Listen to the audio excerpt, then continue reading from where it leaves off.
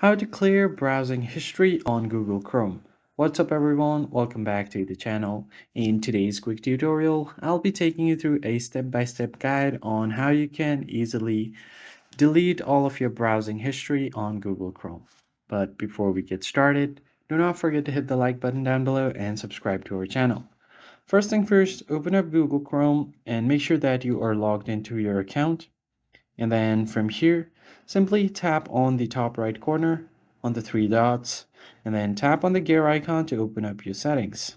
Now, once you land on your settings page, just scroll down a bit until you find privacy and security. Just tap on it, and then on the very first option, you'll have delete browsing data. So here are all of the browsing data that you can choose from.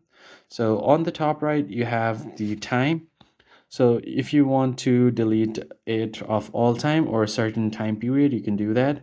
For example, if I just select the last 7 days, it will show me all of my browsing data.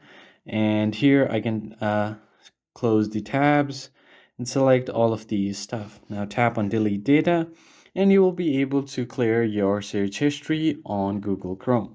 I hope you found this video helpful. I'll see you guys on the next video.